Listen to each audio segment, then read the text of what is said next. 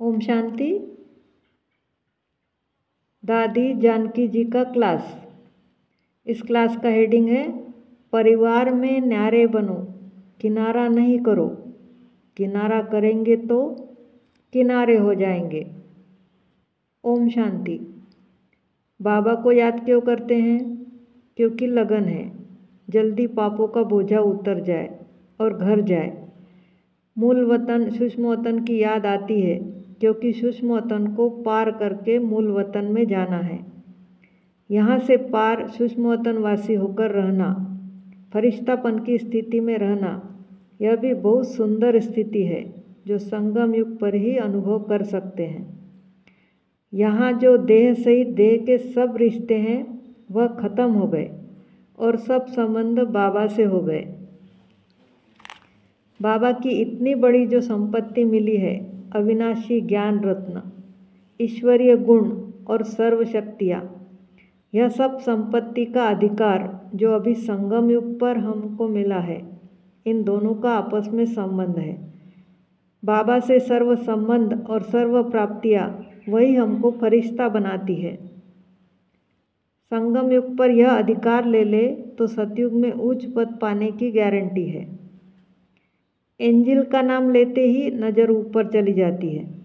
वह किसके बच्चे हैं, किसकी क्रिएशन है, यह हम जानते हैं। बाबा ने हम बच्चों को अपना बनाकर पहले स्वदर्शन चक्रधारी श्रेष्ठ ब्राह्मण बनाया। भविष्य देवता पद तो है ही, लेकिन अभी है फरिश्ता। यहाँ से न्यारा बनाकर, अपना प्यार देकर, लाइट माइट देकर संगम युग पर ऐसी स्थिति से औरों को भी बाप के समीप लाओ। बाबा के समान बनना माना बाबा के समीप आना। हम बड़े भाग्यशाली हैं जो हम उसके समीप हैं। शिव बाबा ने इसमें प्रवेश होकर हमको अपना बच्चा बनाया। पहले इसको अपना बनाया, फिर इसके द्वारा हम सबको अपना बनाया, फिर हम उसके सामने रहते समीप आ गए हैं। दुनिया से जितना दूर उतना बाप के समीप।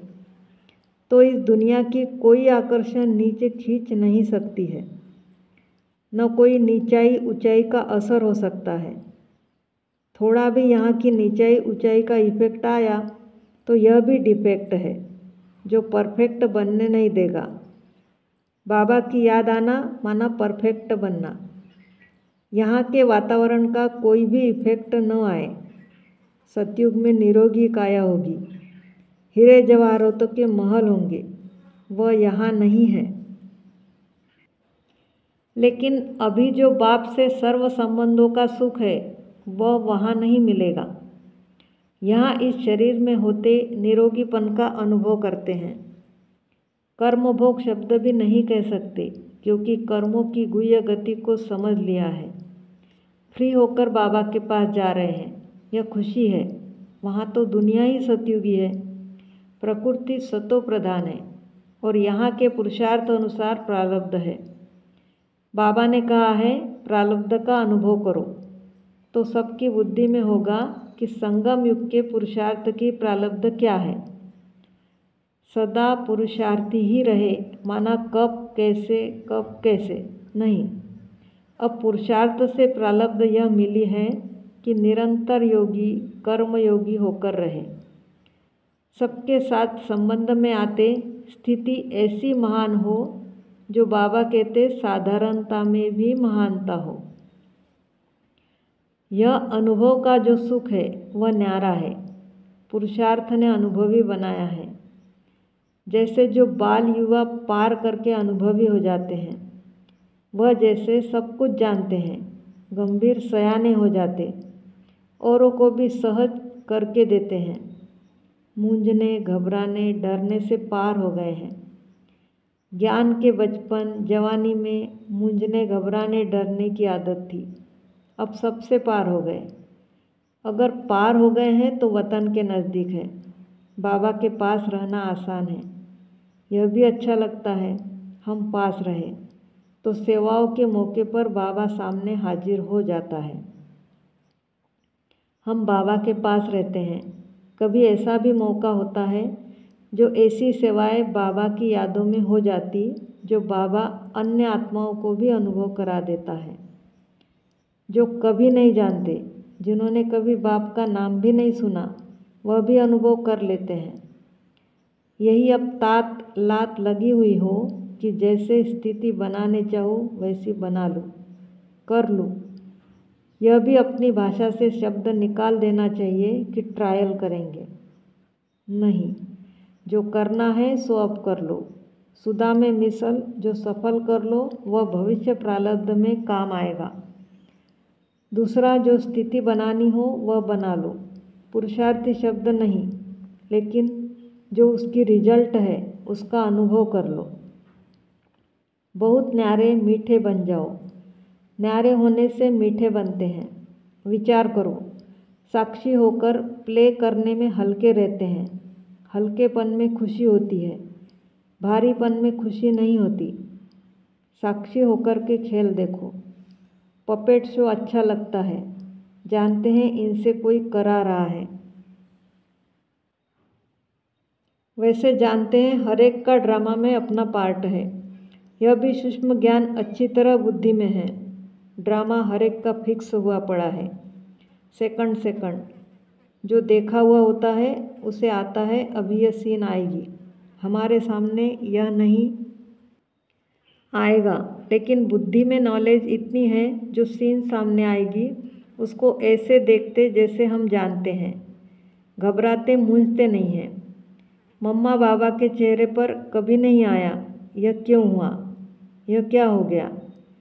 यह जो प्रारब्ध है, पढ़ाई का जो प्रैक्टिकल फ़ायदा है, पहले पढ़ाई फिर प्रैक्टिस, उसकी जो इनकम है, इसमें मूंझने घबराने की बात नहीं हो सकती। खुशी है, जैसे नाटक कराने वालों की कमाई है। हम भी साक्षी होकर पार्ट बजाने वालों की कमाई है। साक्षी होकर ऊंचा पार्ट बजाया तो एक्टर्स की कमाई है। हमको पता है। नॉलेज ने हमें अच्छा पार्टधारी बना दिया है। नॉलेज ने ऊंचा पार्टधारी बना दिया है। चक्र भी बुद्धि में है तो बीज और झाड़ भी बुद्धि में है। अंतिम जन्म की अंतिम घड़ियाँ है। यह सेकंड भी कभी भूल नहीं सकती। घड़ी सामने खड़ी है। बीज और झाड़ का ज्ञान बुद्धि में फिट है। यह उल्टा झाड़ जर्जरीभूत अवस्था को पाया हुआ है। हम झाड़ के नीचे बैठे हुए हैं, बीज को जानते हैं, तपस्या कर रहे हैं। जितना हमारे जीवन में धारणा में नॉलेज है उतनी कमाई है, उतना भविष्य प्रारब्ध है। कलम तुम्हारे हाथ में है, लकीर खींच लो। भाग्य विधाता ने हमको मास्टर बना दिया है, तो अपने संबंध संपर्क से स्नेह से औरों को भी तकदीरवान बनाते चलो। उनको भी यह फीलिंग आएगी कि हम आप लोगों के संग में हमारी तकदीर खुल गई। संपर्क में आते ही अपने को तकदीरवान महसूस करें। बाबा के कोई ऐसे भी बच्चे हैं जिन्होंने कॉलेज भी खोला है, हॉस्पिटल भी खोली है, साथ साथ फिर वहाँ बैठकर सेवा भी की है। पूरा अच्छी तरह से पढ़कर पढ़ाने की सेवा की है। खुद अपने अनुभव से औरों को भी अच्छी तरह से अनुभव कराया है। तीनों बातें अगर करने को मिले तो संगम युग पर बहुत बड़ा चांस है। जितना चाहे उतना कर सकते हैं। यहाँ बैठे क्यों हैं? जब अंतिम जन्म है, जब देह सहित सब भूल गए, फिर यहाँ क्यों बैठे हैं? खुद अपने आप को परफेक्ट बनने के लिए, संपूर्ण फरिश्ता बनने के लिए, औरों को आप समान बनाने के लिए। फ्री नहीं बैठे हैं, बड़ी लिस्ट है। हमको बाबा ने कितना काम दिया है। एक लिस्ट पूरी नहीं होती, दूसरी तैयार है। जितनी सेवा करो, जितनी स्थिति बनाओ, उससे और अच्छी बने, जिससे हमारी वृत्ति वाइब्रेशन से और अच्छी सेवा होती जाए। निगेटिव वेस्ट थॉट से फ्री हो जाए। शुभ भावना भी बड़ी अच्छी सेवा करती है। हम अपने से कई बार पूछती हूँ, यहाँ क्यों बैठे हैं? कई कार्य करने हैं। हम तो स्थापना के कार्य के लिए बैठे हैं, विनाश तो वह कराएंगे। स्थापना का कार्य पूरा हो जाए तो हम चले जाएंगे। सफाई कराने वालों का काम अपना है, हम कोई सफाई करने वाले नहीं हैं। देवता यहाँ पाँव रखते ही नहीं हैं, भक्ति में भी साक्षात्कार कराते हैं। अभी हम सेवाधारी हैं, इस धरती को स्वर्ग बनाने के लिए अभी हम यहाँ बैठे हैं। जितना हम बाबा के बच्चों को अपने पार्ट का पता चलता जाता है, हम कौन हैं, किसके हैं और क्या कर रहे हैं, यहाँ क्यों बैठे हैं। जब घर हमारा शांति धाम है, आना है सुखधाम में, फिर यहाँ क्यों बैठे हैं। इससे हमारा कोई ताल्लुक नहीं है, इसको बदलने के लिए बैठे हैं, साथ साथ अपने को चेंज करने के लिए बैठे हैं। तो दिन रात हर श्वास संकल्प में बाप और घर की याद हो। कई पुरुषार्थी है, अच्छे सेवाधारी है, लेकिन इतना खुश नहीं, क्यों।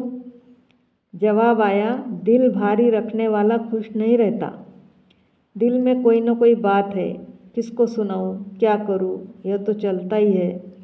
ऐसे करते करते अपनी खुशी कम करते हैं, फिर ईश्वरीय परिवार से प्यार नहीं रहता, रूखे रहते, रूखापन, सूक्ष्म दिल भारी, फिर समीप नहीं आते। सोचेंगे योग ही तो करना है, सेवा ही तो करनी है, चलो ड्यूटी है कर लेते हैं। परंतु ईश्वरीय परिवार के स्नेह से जो शक्ति मिलती है, हल्कापन मिलता है, वह दूर होता जाता है। यह बड़ी भूल है। न्यारा होकर प्ले करना अलग बात है, किनारा करके प्ले करेंगे तो किनारे रह जाएंगे, नैया आगे चली जाएगी। हमारी सच्ची साफ दिल है, कुछ भी बात दिल में जरा भी होगी तो चेहरे पर खुशी नहीं रहती। ऐसे अपने को चला रहे हैं, अपनेपन की भासना नहीं आएगी। ऊपर ऊपर से कहेंगे ठीक है, परिवार है तो इतना प्यार हो, न लेना न देना। क्यों किसी की बात अच्छी नहीं लगी, एक किसी की भी बात अच्छी नहीं लगी, वह मेरे अंदर है, तो सबके साथ रहना मुश्किल हो जाएगा। सब अच्छे हैं, सब ठीक है, ऊपर से नहीं अंदर से हो। तो यह भी सूक्ष्म जांच करने की बात है, अंदर की खुशी सदा रहे। कोई बात होती है तो शक्ल ऐसी बना लेते, मुस्कुराहट ही ख़त्म हो जाती। जो हमारा चेहरा सेवा कर सकता है, चलन और मीठे बोल से प्रभाव पड़ता है। मुस्कुराते हुए ओम शांति करने में कुछ खर्च नहीं होता। भारी आवाज़, भारी सोचना, वह क्या सुख औरों को देंगे। भले सुनाएंगे, भाषण करेंगे, लेकिन सुख का किसको अनुभव हो जाए, अच्छी तरह से खिल जाए, मूर्छित सुरजित हो जाए, ऐसी सेवा की ज़रूरत है। वह अगर हम नहीं करेंगे तो कौन करेंगे। तो सूक्ष्म चेकिंग यह हो कि सदा खुश रहूं, हल्की रहूं और सबको रास्ता बताती रहूं, न मैं रुकूं न कोई को रोकूं, सदा आगे बढ़ते रहे। कान इसलिए नहीं है कि किसी का कुछ सुना देखा फिर चेहरे पर आया, कोई ने कुछ बोला तुमने क्यों सोचा। हमें बाबा से जो खुशी मिलती है उसे छोड़कर मैं यह धंधा करूं, यह मेरा धंधा ही नहीं है। हमारा धंधा कौन सा है, अपने आप से पूछो। जो बाप का ऑक्यूपेशन है वह मेरा हो, बाबा का एक बच्चे का दूसरा हो तो क्या कहेंगे, अंतर भी क्यों रहे। यह बातें ध्यान पर रखने से स्वरूप में आ जाती है, तो हर एक देखे कि मेरा ध्यान किस बात पर है। ज्ञान कहता है अपने ऊपर अच्छी तरह से ध्यान रखो। ओम शांति।